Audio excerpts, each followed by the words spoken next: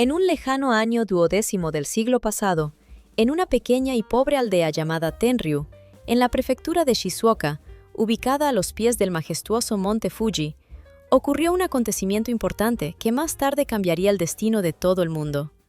Fue allí, entre senderos estrechos y sencinas casas campesinas, donde nació un bebé, una noticia extraordinaria para la época, que daría inicio a una historia asombrosa que luego se convertiría en leyenda. Los padres de este niño eran Geje Honda, herrero local y reparador de bicicletas, que ejercía su oficio en su tiempo libre, y su esposa, una talentosa tejedora criada en condiciones económicas muy difíciles, llenas de carencias de todo lo necesario para sobrevivir.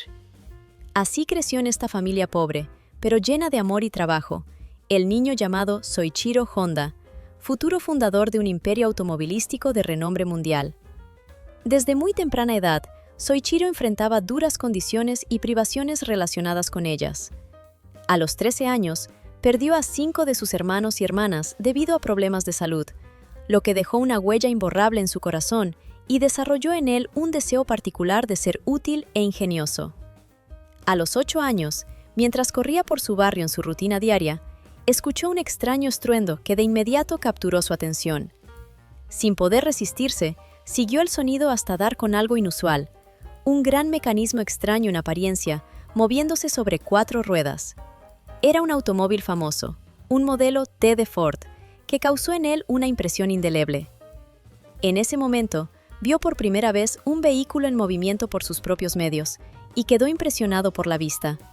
Se sintió verdaderamente maravillado, sin comprender cómo podía ser posible que una máquina sucha se desplazara sin ayuda de una persona. Lo observó hasta que desapareció de su vista, y sin ocultar su entusiasmo, salió corriendo tras ella por la calle, intentando acercarse un poco más.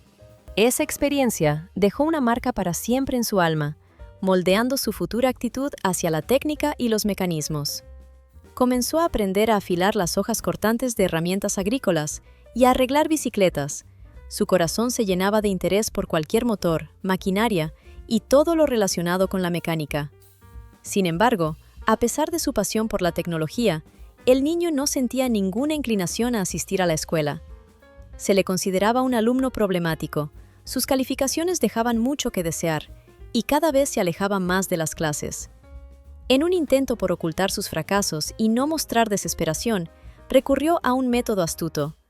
Encontró un punzón de goma que utilizaba para falsificar la firma de su familia y hacer que su certificado de conocimientos pareciera mejor, de modo que su padre no pudiera notar malas calificaciones al firmar el informe escolar.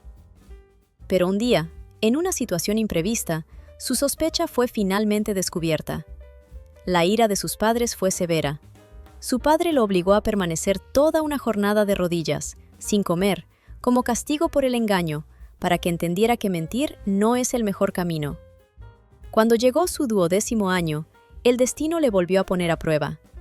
Encontró un anuncio en una revista sobre una empresa dedicada a la reparación de automóviles y que ofrecía servicios de autolavado en Tokio. La compañía se llamaba Art Shokai y, para el niño que anhelaba aventuras y nuevos conocimientos, quedó claramente claro, allí quería ir. Él entendía perfectamente que si la empresa era popular y había ganado la confianza de los habitantes de la ciudad, entonces buscaban nuevos empleados, por lo que decidió escribir una carta solicitando ser aceptado. Y por suerte, su fe en el éxito resultó ser justificada. Recibió una respuesta positiva. Como resultado, el niño de 15 años decidió abandonar la escuela, dejar su hogar y emprender un camino extraordinario, lleno de esperanza, hacia la capital, Tokio. Cuando llegó por primera vez a esa ciudad enorme y en rápida transformación, quedó atónito por la magnitud y la dinámica de la vida agitada. Tokio, con sus miles de luces, sonidos, flujos de personas y oportunidades únicas, le pareció un mundo completamente diferente. Un lugar donde los sueños se hacen realidad y comienzan destinos nuevos. En aquel entonces, aún no era consciente de que esa ciudad, su energía y su movimiento constante serían las fuerzas motrices para las futuras grandes obras de su vida. La historia de este joven claramente parecía un destino lleno de dificultades y pruebas arduas, pero al mismo tiempo, una historia de perseverancia, crecimiento y pasión inquebrantable por su oficio. Era un muchacho que recién había llegado de una tradicional aldea rural, y lo comparaban con nada menos que ese mundo acogedor, tranquilo y algo lento del que provenía. El día que puso un pie en el umbral del taller, el dueño de ese pequeño negocio familiar, un hombre llamado Yuzo Sakabibarara, ya le había asignado un trabajo. Le confiaron cuidar del pequeño hijo del dueño, una tarea que implicaba vigilar y atender al bebé. Así comenzó su sacrificio personal, sus primeros pasos en una industria compleja en la que tuvo que aprender en la práctica. Pero con cada mes, el joven comprendía que, por su trabajo, apenas recibía salario alguno. La única tarea que le encomendaron fue literalmente llevar en la espalda al bebé, cuidándolo como si fuera el tesoro más valioso. Él trataba de no pensar en las dificultades financieras ni perder la esperanza, porque pase lo que pase, temía regresar a casa con las manos vacías y confesar a sus padres que sus esfuerzos habían sido en vano, que había fracasado. Tal vergüenza era para él más fuerte que cualquier necesidad material. El tiempo pasaba, y en cierto momento, el dueño del negocio no pudo seguir la demanda creciente por sus servicios de reparación de autos y motos. Tuvo que pedir ayuda a su joven aprendiz, pues, de alguna manera, ese muchacho se había convertido en parte del negocio, y sus caminos se entrelazaron inevitablemente. Al principio, sus tareas eran las más simples y mediocres. Realizaba trabajos necesarios, pero de poca responsabilidad. Sin embargo, con el tiempo, gracias a su dedicación y perseverancia, comenzó a avanzar poco a poco en la escala laboral, ganándose la confianza de la dirección. Gradualmente, se convirtió de ayudante común en un mecánico respetado, a quien se le conferían responsabilidades importantes. Su talento y dedicación a la profesión no pasaron desapercibidos. El propio dueño le llamó la atención y decidió tomarlo bajo su tutela, enseñándole no solo los detalles del trabajo mecánico, sino también los matices de la gestión empresarial. Hay que señalar que Sakabibara no solo reparaba autos, sino también bicicletas. En esa época, los automóviles aún no eran un medio de transporte masivo y se utilizaban principalmente por personas de las clases altas. Los autos de ese periodo eran un lujo accesible solo para los privilegiados. Eran vehículos de producción extranjera, ya que los nacionales aún no competían en calidad ni en popularidad. Gracias a su trabajo en el taller, el joven pronto conoció diversas marcas de autos, modelos clásicos como Lincoln, Mercedes, Daimler, así como una variedad de motos que también traían y reparaban allí mismo. Él se esforzaba por ampliar sus conocimientos sobre las características técnicas de los automóviles, cómo estaban construidos sus motores, transmisiones y chasis. Su pasión por la profesión y su ansia de comprensión lo convertían en un técnico cada vez más competente y seguro. Esta experiencia fue muy valiosa para él, pues fue a través de ese trabajo en el taller que conoció el mundo del deporte motor, que en aquel entonces ganaba rápidamente popularidad no solo en Europa y América, sino también en Japón. En 1924, cuando ya era evidente que el interés por las carreras se volvía algo cada vez más masivo, Sakabibara decidió dedicarse a la creación de sus propios autos de carrera. Comenzó con un pequeño taller donde, junto a sus empleados, entre ellos, un joven aprendiz que adoptó el nombre de Soichiro, se dedicaron a construir los primeros prototipos. Su primera máquina se llamó Art Daimler y fue ensamblada con un motor de Daimler ya utilizado, lo que reflejaba cierta creatividad y el deseo de hacer algo propio, aunque basado en piezas viejas. Su siguiente creación fue un automóvil llamado Curtiss, construido usando otro motor usado, en esta ocasión de un avión americano Curtiss, integrado en la carrocería de otro auto estadounidense, un Mitchell. Este audaz experimento fue un éxito. En 1924, en el quinto campeonato japonés de motos, esa máquina participó por primera vez en una carrera y obtuvo un éxito increíble, logrando el primer lugar. Al volante estaba el hermano de Sakabibara y a su lado, un joven ingeniero llamado Soichiro, que ayudaba en la pista como técnico auxiliar. Para el chico de 17 años, ese fue un momento muy especial e inolvidable. Sintió que las carreras no eran solo un pasatiempo o una afición, sino una especie de religión a la que se había entregado con todo el corazón y toda el alma. Desde entonces, el deporte motor se convirtió en su pasión de toda la vida, su estrella guía, en la que se inspiró para su desarrollo y carrera profesional. En 19, cuando en el país se produjeron cambios y se desarrollaron intensamente la tecnología militar y la industria, un joven fue llamado a filas. Sin embargo, no pudo pasar el examen médico, ya que se descubrió que tenía ciertos problemas de visión. Era daltónico. Esta circunstancia lo eximió del servicio militar y pudo seguir dedicándose a su trabajo favorito en el taller de Sakabibarai. Para el año 20, sus mentores decidieron ampliar el negocio y abrir una sucursal en Hamamatsu, lo cual representaba un paso estratégico para el crecimiento de la empresa. Sakabibarai sabía que para esto necesitaba a una persona en quien pudiera confiar completamente para dirigir la nueva sucursal.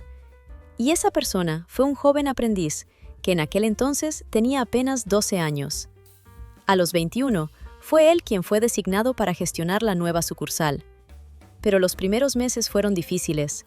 La gente todavía no confiaba en su profesionalismo ni en su madurez.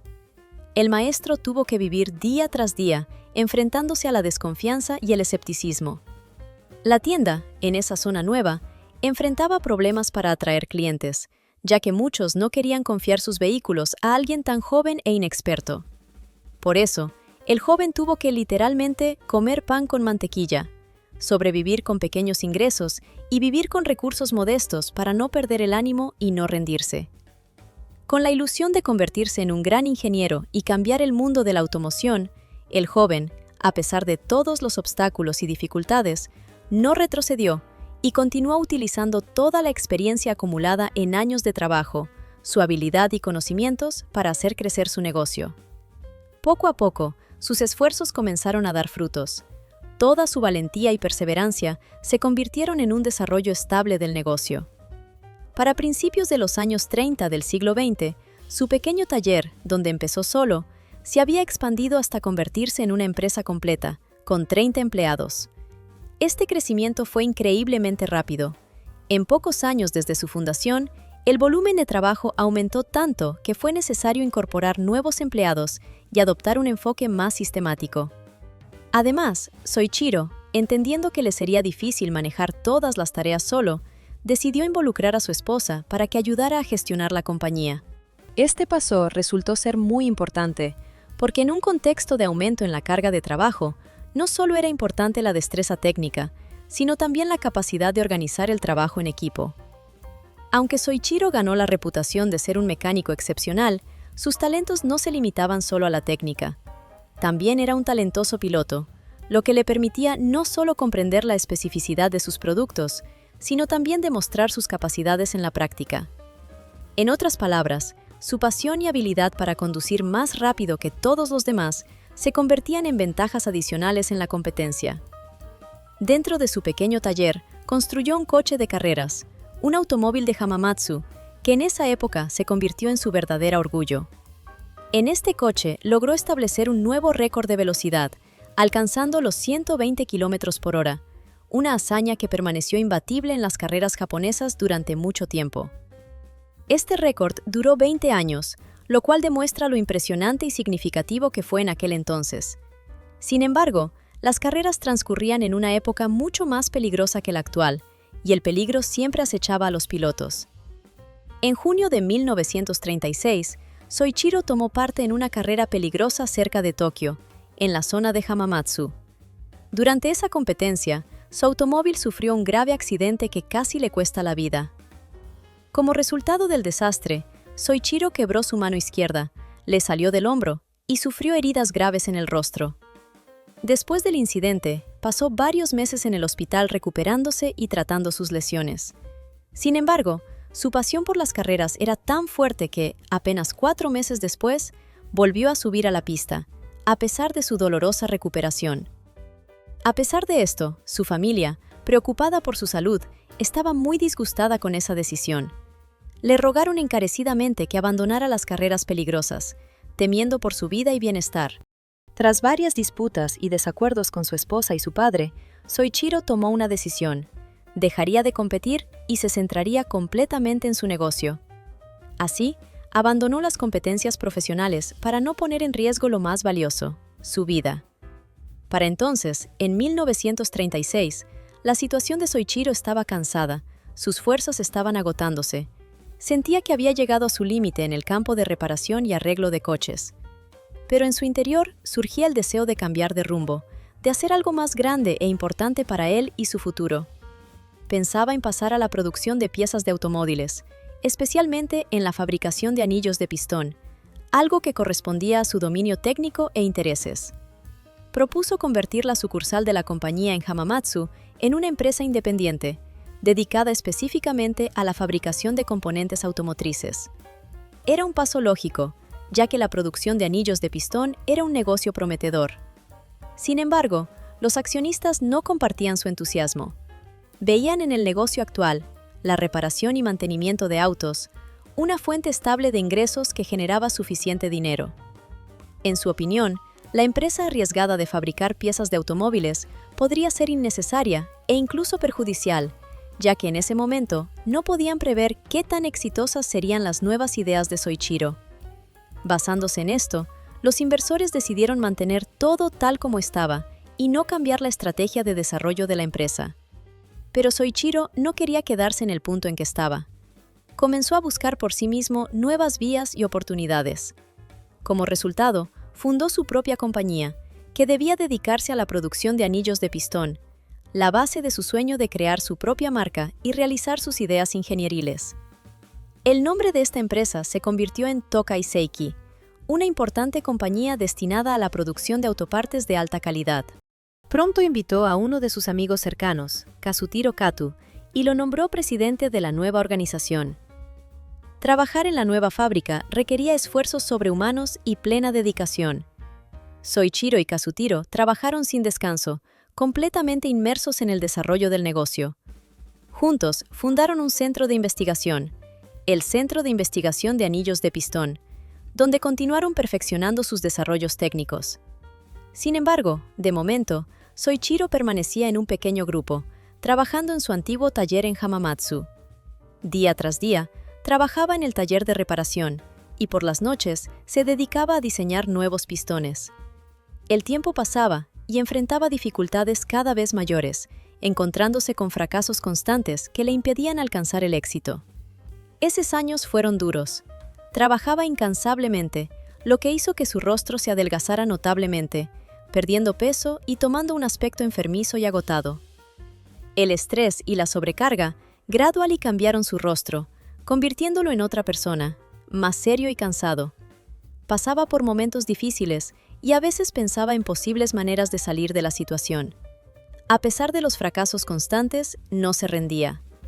Para mejorar sus conocimientos y habilidades, decidió dar un paso muy importante: inscribirse por correspondencia en el Instituto Industrial de Hamamatsu, para profundizar en sus conocimientos de metalurgia y tecnología. Solo en 1939, Soichiro logró finalmente crear un diseño de pistón completamente funcional, fiable y exitoso, resultado de largos experimentos y trabajo arduo. Al tener confianza en su invención, decidió abandonar su trabajo en la empresa Art Shokai, transfiriendo la gestión a sus discípulos y ayudantes. De este modo, se enfocó por completo en desarrollar su propia organización, basada en sus ideas y aspiraciones.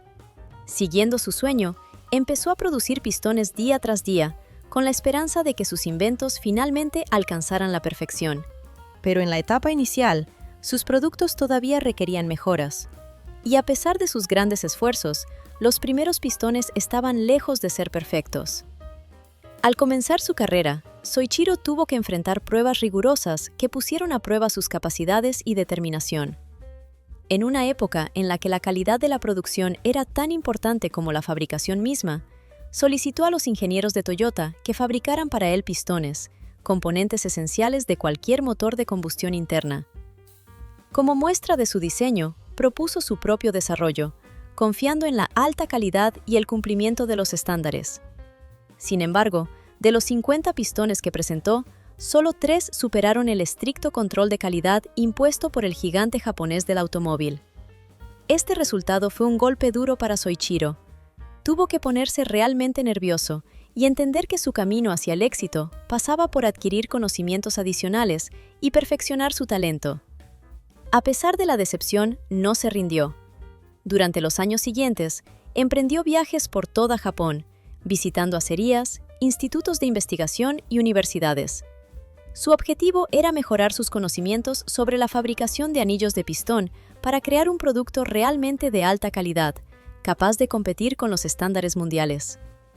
Poco a poco, ganando experiencia y confianza, decidió intentarlo de nuevo. Inspirado por su mejor comprensión de las tecnologías y métodos de producción, inició un nuevo intento. Y los resultados fueron asombrosos.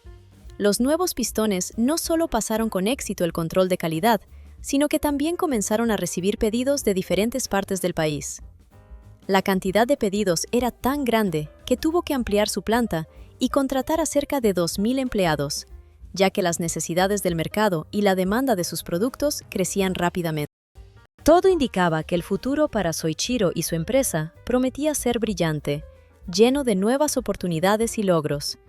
Sin embargo, el destino fue cruel. En 1941, cuando Japón entró en la Guerra del Pacífico, la situación del país cambió drásticamente y la industria enfrentó una realidad completamente diferente. Parte de los terrenos y recursos fue movilizada para las necesidades del esfuerzo bélico, y la propia empresa de Soichiro quedó bajo el estricto control del Ministerio de Armamento y Defensa. Al año siguiente, para fortalecer el frente, los principales fabricantes de automóviles, incluido Toyota, adquirieron participaciones significativas en las empresas de sus competidores. Así, Toyota pasó a controlar el 45% de las acciones de Soichiro, otro paso en el proceso de centralización y reforzamiento de las medidas de movilización. Soichiro fue degradado de presidente a un cargo más modesto, director general senior. Todo parecía empeorar aún más. Debido a la situación bélica, muchos hombres, obreros, ingenieros y profesionales calificados fueron reclutados para el ejército, y en las fábricas surgieron vacíos de mano de obra. Esto agravó la crisis y resultaba sumamente difícil hacerle frente. Es importante destacar que, a pesar de todos los esfuerzos realizados para mantener la actividad de la empresa, la situación seguía deteriorándose. En 1944, la vida y la guerra pusieron a prueba todo. En Japón aumentaron las alertas aéreas y las sirenas sonaban con mayor frecuencia. Era completamente evidente que el país se encaminaba a la derrota, lo cual inevitablemente afectaba el destino de cada persona. En ese tiempo, la ciudad de Hamamatsu, donde se encontraba una de las principales fábricas de Soichiro, sufrió un impacto fuerte. Fue alcanzada por un bombardeo directo, que destruyó por completo el edificio, y los talleres de producción quedaron deformados y fuera de servicio. Esa fue solo la primera de una serie de golpes del destino. En enero de 1945, la región sufrió otro desastre natural, un terremoto devastador llamado Nanakai, que prácticamente destruyó la fábrica en Aiwa. Toda la infraestructura quedó arrasada, y la recuperación empezó a parecer un sueño inalcanzable. Para finales de la guerra, en agosto de 1945, Japón capituló, firmando una rendición que cambió para siempre el rumbo del país y el destino de sus habitantes. Para entonces, sin embargo, Soichiro apenas podía considerar que le quedaran ahorros materiales o bienes. Había perdido prácticamente todo, su negocio y la esperanza en el futuro. Después del fin de la guerra, para sobrevivir y comenzar de nuevo, tomó una decisión difícil pero necesaria: vender la parte restante de su empresa. La transacción se realizó por una suma equivalente a 450.000 yenes japoneses, bastante modesta comparada con lo que alguna vez pudo haber obtenido. En público, declaró que iba a tomarse un descanso para pensar en la próxima estrategia y entender qué camino seguir en su vida. En ese tiempo difícil, cuando el país aún estaba en ruinas, los japoneses enfrentaron una verdadera crisis económica. Solo un año después de la capitulación, la economía del país empezó a desmoronarse claramente, abriendo a sus ciudadanos nuevas pruebas. La escasez de alimentos, ropa y vivienda alcanzó niveles sin precedentes. Los recursos estaban distribuidos estrictamente y la gente debía vivir en condiciones de privación y restricciones. En momentos así, las tareas cotidianas se volvían casi imposibles. Por ejemplo, Soichiro apenas podía encontrar gasolina para llenar su coche y visitar la tienda por comestibles para su familia. En esa situación desesperada, un día encontró un generador que había sido utilizado por las tropas del ejército imperial durante la guerra. Este generador servía como fuente de energía para una radio. Estaba hace tiempo abandonado, pero su funcionamiento llamó su atención. Con su habilidad innata y persistencia, rápidamente entendió cómo funcionaba y le surgió una idea en la cabeza. ¿Y si pudiera adaptar ese generador a una bicicleta? De esa forma, pensó en crear un medio de transporte que fuera accesible y barato para la mayoría de los japoneses, especialmente en unos tiempos en los que la economía estaba destrozada y los recursos limitados. Cabe señalar que ese concepto no era nuevo. En Europa ya existían instalaciones para acoplar motores a bicicletas, y algunos dispositivos similares incluso habían llegado a Japón. Pero Soichiro comprendía que el país necesitaba urgentemente un transporte accesible y eficiente para que la gente pudiera desplazarse más rápido al trabajo, a la tienda o a casa, sin gastar mucho combustible ni dinero. Por eso, 14 meses después del fin de la guerra, utilizó su viejo y abandonado almacén para fundar lo que sería el Instituto de Investigación Técnica de la compañía Honda. Su principal objetivo era diseñar y crear un vehículo de motocicleta simple, fiable y barato, una moto que pudiera ser accesible para todos los habitantes de un país destruido. Así comenzó una nueva etapa en la vida de Soichiro, pues tenía la firme intención de hacer realidad su sueño y dotar a los japoneses de mayor movilidad, así como convertir a su empresa en la principal fabricante de vehículos del mundo. Durante mucho tiempo, un equipo de 12 personas llevó a cabo la ambiciosa idea de su líder, demostrando perseverancia y dedicación. Este equipo logró ensamblar con éxito la primera motocicleta, utilizando motores y piezas de repuesto encontrados en el camino, lo que permitió materializar la idea inicial. Estas nuevas motocicletas, creadas por iniciativa de su director, pronto se volvieron populares y generaron un gran interés por parte de posibles compradores. Pronto comenzaron a llegar pedidos desde diferentes rincones del país, lo que evidenciaba una amplia demanda de estos productos. Sin embargo, con el tiempo, el creador se enfrentó a un problema evidente. Las existencias de los motores usados empezaron a agotarse.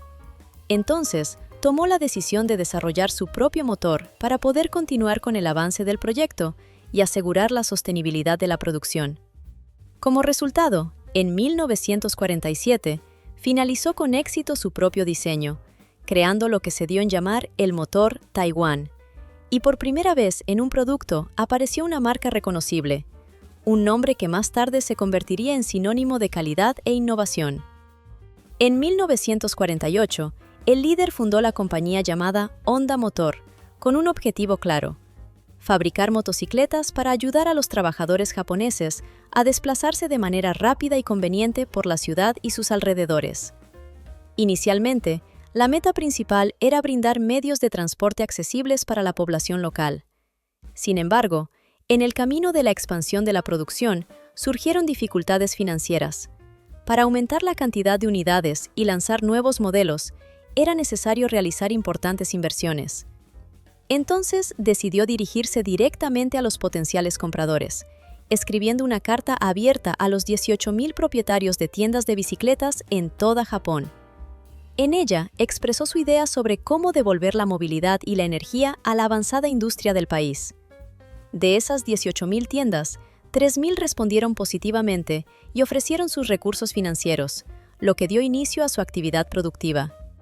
Pronto, su equipo lanzó su primer modelo de motocicleta completamente ensamblada, llamado D. Aunque esto representó un logro importante para la empresa, el modelo resultó ser demasiado voluminoso y pesado, lo que lo hacía poco popular entre los compradores. No alcanzó un éxito comercial amplio, y eso no satisfacía las ambiciones del fundador. Esta experiencia desafortunada inspiró a Hisashio en su misión. Decidió desmontar completamente y rediseñar la estructura de la motocicleta, trabajando largas noches y esforzándose por hacerla más compacta, ligera y fácil de usar. Las horas de trabajo arduo de 35 horas comenzaron a dar frutos. Los ingenieros desarrollaron y crearon un nuevo modelo que se caracterizaba por tener dimensiones menores y menor peso, lo que ampliaba notablemente las posibilidades para el comprador. Después de 3 años de experimentos minuciosos y constantes mejoras, este arduo pero fructífero camino culminó en la creación de un nuevo modelo de motocicleta, al que llamaron Super Cup. Esta motocicleta se convirtió instantáneamente en un fenómeno y alcanzó una popularidad increíble, tanto que recibió un premio prestigioso, el Premio del Emperador, considerado el máximo honor en el ámbito de la industria y la tecnología. En ese momento, el éxito del Super Cup llamó la atención no solo dentro del país, sino también en el extranjero. Al mismo tiempo, gracias a una asociación estratégica con un inversor llamado Takio Fujisawa, quien aportó capital y ayudó en el desarrollo de estrategias de marketing y finanzas, la empresa adquirió una base sólida para su crecimiento y expansión futuros. Esta alianza se convirtió en el cimiento para la construcción de todo el imperio Honda Motor. En 1955, ya con una posición estable en el mercado interno, Honda decidió entrar en el escenario internacional y envió su primer lote de motocicletas al extranjero, a los Estados Unidos de América. Allí, Honda estableció un precio en sus productos de solo $295, lo que representaba aproximadamente una cuarta parte del costo de motocicletas estadounidenses similares que se vendían en el mercado. Gracias a la destreza de su equipo de ingenieros y a una estrategia de marketing inteligente, la marca pronto ganó popularidad y llegó a ser más famosa incluso que rivales renombrados como Triumph y Harley Davidson, conquistando su nicho y ganando los corazones de los clientes. Para entonces, el creador de los cambios en la empresa, Hisashio, ya había ampliado significativamente su actividad y también dirigió sus esfuerzos hacia el mundo de las carreras de motocicletas. En ese tiempo, las competencias de carreras representaban mucho más que solo un evento deportivo. Se convertían en una plataforma poderosa para mostrar novedades y logros de los fabricantes. Allí, las empresas podían demostrar al mundo sus tecnologías avanzadas, modelos deportivos y soluciones ingenieriles.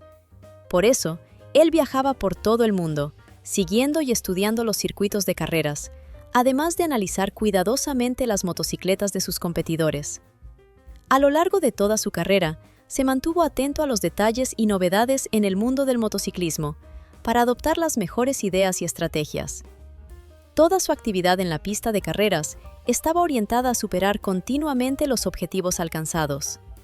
En una ocasión, cuando algún equipo rival lograba un nuevo récord o establecía un avance importante en velocidad, Honda en pocos meses volvía a su análisis estudiantil y al trabajo en un nuevo modelo, con el fin de superar lo logrado. Gracias a esa tenaz perseverancia y a la búsqueda constante de nuevas oportunidades, la empresa pudo transformar sus fracasos iniciales y convertirse en uno de los líderes mundiales de la industria de motos. Al final, a pesar de las decepciones en las pistas internacionales, donde Honda casi no logró resultados tras un inicio deshonroso, logró obtener reconocimiento y respeto hasta finales de la década, alcanzando por primera vez un premio por equipos en la carrera de la Isla de Man, la competencia más importante del mundo entre motociclistas.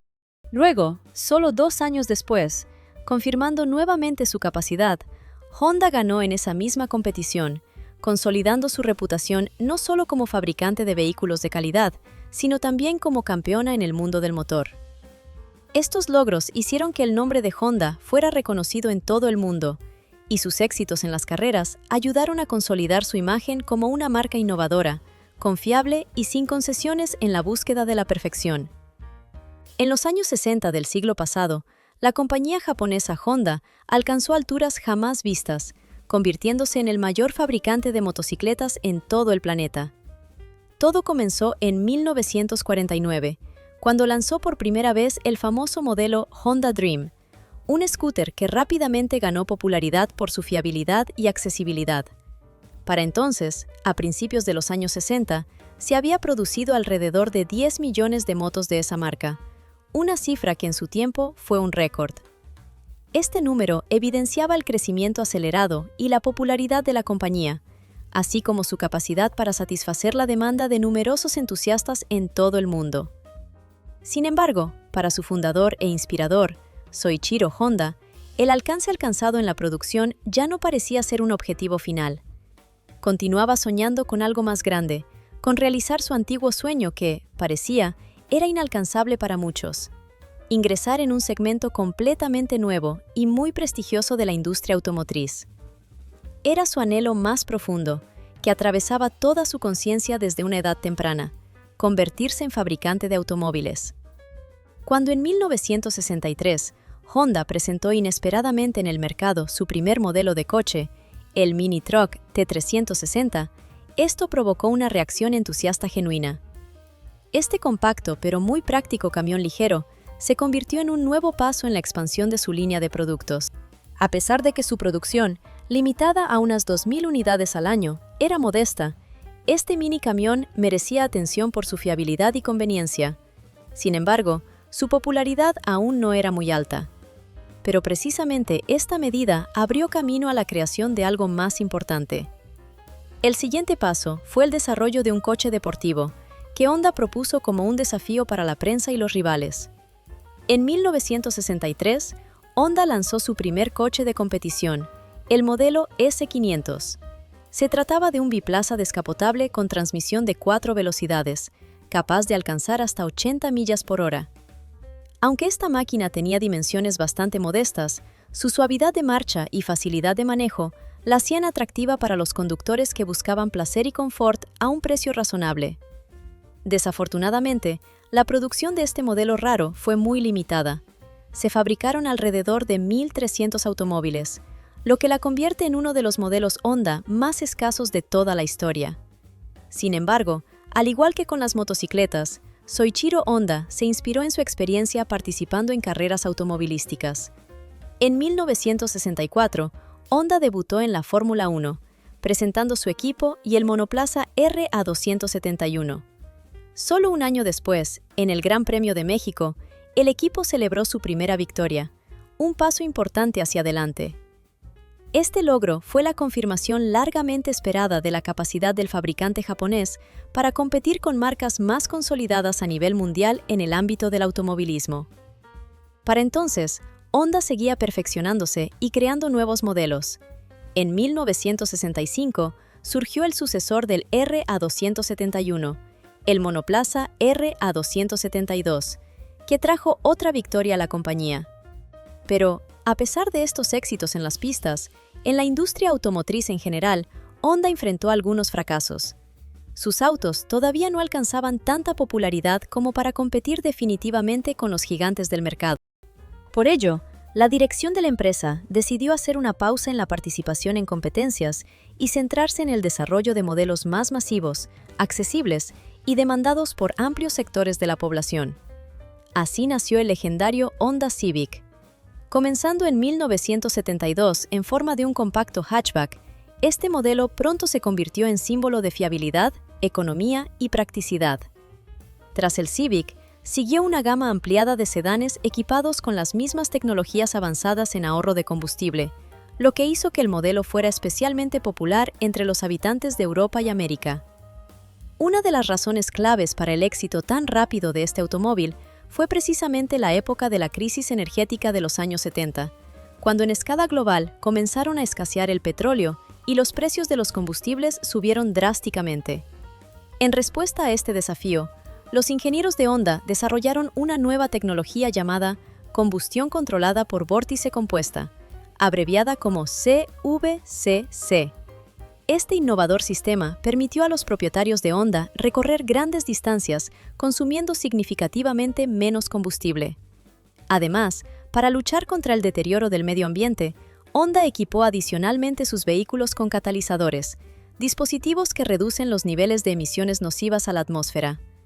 Como resultado, en el mercado apareció un automóvil moderno, ecológico, económico y muy competitivo, lo que hizo que Honda destacara entre sus rivales, que en ese momento todavía no prestaban suficiente atención a las cuestiones ecológicas.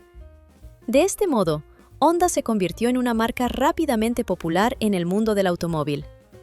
Aunque muchos compradores adquirían los modelos Honda Civic principalmente por necesidad, ya que en tiempos de crisis energética era importante ahorrar combustible, fue el modelo Honda Accord el que causó un verdadero impacto y cambió completamente la percepción sobre la forma de crear autos familiares.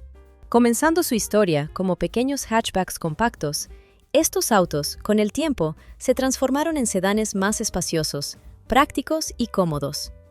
Conservaban todas sus ventajas: bajo consumo de combustible, fiabilidad y comodidad, pero gracias a su habitáculo más amplio, buena manejabilidad y una ergonomía bien pensada, El Honda Accord rápidamente se convirtió en uno de los sedanes más vendidos, no solo en Japón, sino en todo el mundo. Esto lo demostraba que, a principios de los años 80, los concesionarios Honda ocupaban el tercer lugar entre los fabricantes de autos en Japón, y para finales de la década, la compañía se convirtió en la tercera mayor productora de automóviles en el mundo. El fundador de la empresa, Soichiro Honda, se retiró con merecimiento en 1973, tras lo cual continuó con su vida y actividad profesional, y el 5 de agosto de 1991 falleció. Su talento empresarial y técnico, su pasión constante por la innovación y su deseo infinito de desarrollar nuevas áreas fueron la fuerza impulsora que llevó a Honda a la cima de la industria automotriz mundial. Al mirar hacia atrás en mi trayectoria profesional, tengo la sensación de que, en general, mis esfuerzos se resumían en una serie de errores, decisiones equivocadas y fallos bastante graves que a menudo pasaba por alto.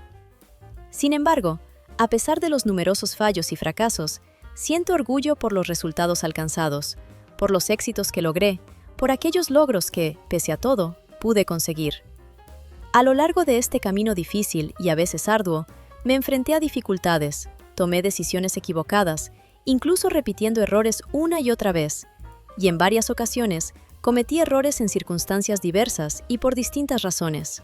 Cada uno de mis errores y fracasos tenía una naturaleza única y estaba causado por diferentes circunstancias, lo que me ayudó a entender que no existe una causa universal para los fracasos, sino que cada vez hay que buscar sus propias soluciones y caminos para corregirlos. Sin embargo, a pesar de todas las dificultades y fracasos, no podía evitar sentir orgullo por los logros que finalmente logré alcanzar. Estos éxitos eran como una luz al final del túnel, una prueba de que incluso después de numerosos errores, es posible seguir adelante y alcanzar metas importantes. Se puede decir que mi experiencia profesional me enseñó a valorar cada victoria, por pequeña que fuera, ya que fue el resultado de perseverancia y trabajo arduo tras muchas decepciones y errores que tuve que atravesar. Históricamente, la compañía Honda, que comenzó fabricando motocicletas, con el tiempo expandió significativamente sus actividades y enriqueció su portafolio con una multitud de sectores diversos. Hoy en día, ocupa una posición de liderazgo en diversos sectores de la industria relacionados con la aviación, como la fabricación de aviones, que sorprenden por su complejidad y avance tecnológico. La compañía también cuenta con líneas de producción para la construcción de embarcaciones, como lanchas motoras, y trabaja con diferentes tipos de maquinaria pesada, incluyendo equipamiento industrial potente que facilita la realización de una amplia variedad de tareas humanas. Una parte importante de su actividad son los desarrollos en robótica, que abren nuevos horizontes para la automatización y la mejora de la eficiencia en múltiples ámbitos de la producción y los servicios. Esta amplia diversificación demuestra que Honda, habiendo comenzado como una empresa sencilla y modesta, dio pasos firmes mucho más allá de sus capacidades iniciales y ha incorporado en su estructura numerosas áreas industriales, implementando innovaciones y perfeccionando tecnologías en todos los campos. Ha llevado a cabo con éxito su estrategia de expansión y diversificación, lo que le ha permitido mantenerse competitiva y orientada hacia las necesidades cambiantes del mercado. Agradezco a todos los que han seguido atentamente esta historia, quienes reconocen y valoran el esfuerzo y los logros de esas empresas que invierten fuerzas y recursos en el desarrollo de nuevas tecnologías y la expansión de horizontes industriales. Les deseo éxito y nuevos descubrimientos en sus proyectos, y a todos nosotros, inspiración para alcanzar nuestras metas y superar cualquier dificultad en el camino.